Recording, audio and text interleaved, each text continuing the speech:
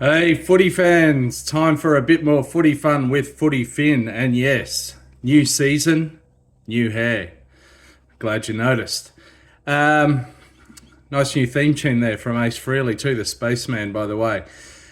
Anyway, time for a bit more footy fun with Footy Finn. I think I already said that. Look, at the moment, it's an extremely exciting time of year for many of us. Got a few new subscribers too. Thanks. Welcome to the channel. It's all happening at the moment. Super Rugby Pacific kicked off last weekend with round one. We've just had round three. We're in the middle of the Six Nations rugby tournament. We've had some NRL pre-season challenge games and the World Club Challenge, which was won by the Wigan Warriors. And then this weekend it all kicks off. The NRL season officially starts with a double header in Las Vegas.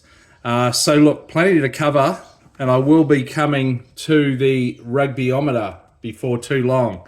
But look, I just want to say I'm mixing it up a bit, changing it up, trying a bit of a new format at the moment.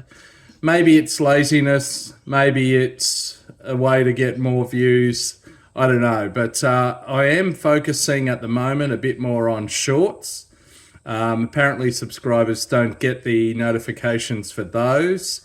But look, what I'm going to do here is give a bit of an overview of Super Rugby, NRL, Six Nations, and then I'm going to leave it for a bit more analysis on each topic for shorts. So please keep an eye out on the channel. Please, if you haven't already, hit like, subscribe. I'd love that.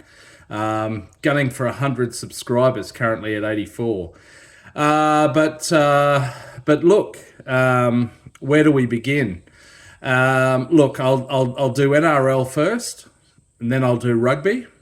So for those of you who are more rugby minded and not NRL minded and not interested, fast forward a little bit, and then I'll do the rugbyometer at the end. But essentially, as I say, the season kicks off this weekend with a double header in Las Vegas. We've got the Manly Warringah Sea Eagles up against the Souths Rabbitohs, and then we've got the Brisbane Broncos up against the Sydney Roosters.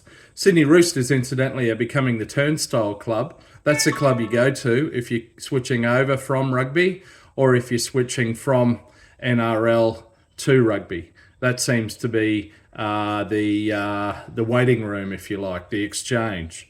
But more on that later. So look, this isn't going to be an in-depth preview of the games. I haven't got the team lists in front of me. But look, it's going to be interesting. I think in Australia, these two games will be on early Sunday afternoon, Australian Eastern Time. Loving the hair there. Which will be Saturday night in Vegas. I'll be interested to see what kind of crowds they get and what the proportion, by the way, of USA locals versus travelling Aussies and others would be. Also interested to see how it goes. They do have a Major League Rugby comp over there, and I'm not 100% that the Americans will be on top of the differences between that and between rugby union on the one hand and NRL on the other. But time will tell. So look, I'll leave it there for NRL. We have had some interesting times. There have been some interesting player movements. I'm particularly interested in a club like the Dogs, who have picked up the likes of Stephen Crichton and others. The Dolphins have got a couple of new recruits, although sadly they've lost Tom Gilbert, evidently for the season with ACL, which is devastating for that fella and for Maroons fans as well as Dolphins fans. Hopes for a speedy recovery to Tom.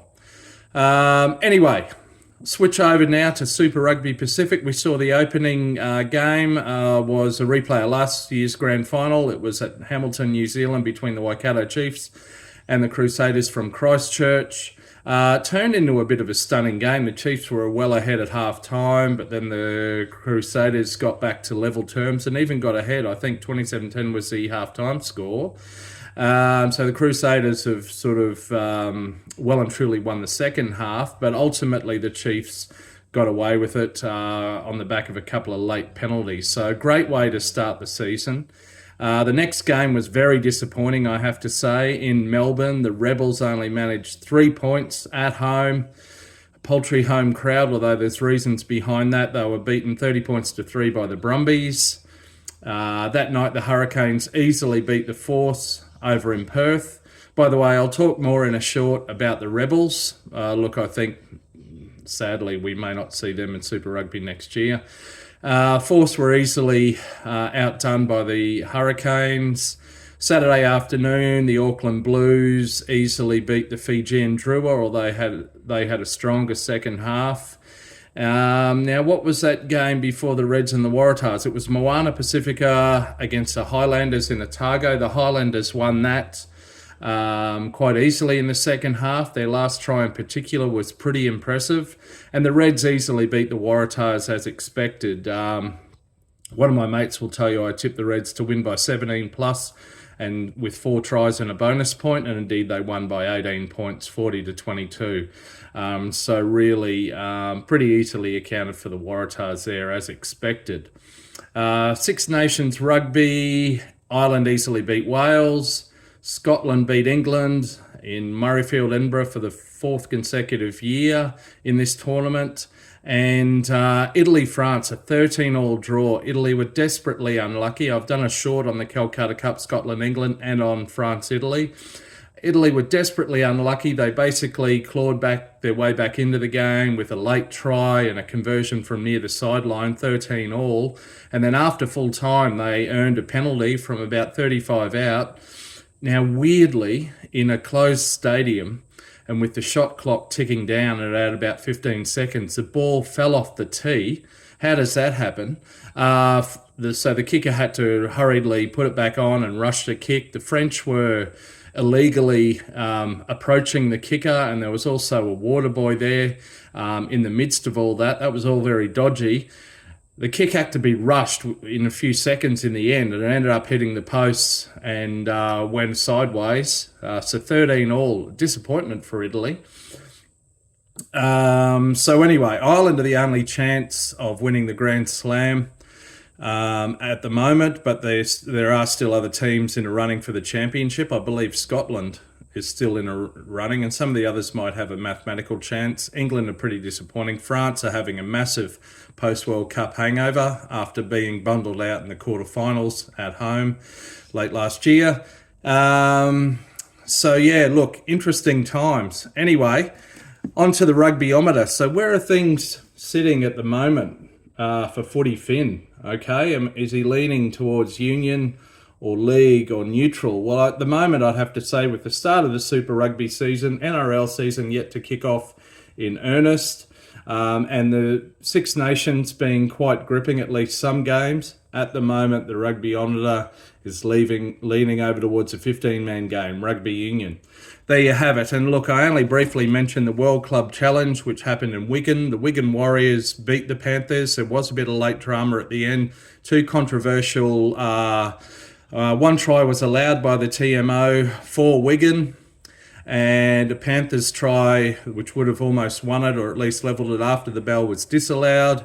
Look, I don't have any issues with any of those decisions. Sadly, the Panthers, despite their success in the NRL Premiership, haven't been able to win the World Club Challenge in the last couple of years. So anyway, congrats to the Wigan Warriors. All right, I'm going to leave it there. Thanks for watching this far. If you have, what's keeping you here? Anyway, look out for my shorts, and look, bring on the seasons. It's very exciting. Bring it on. See ya.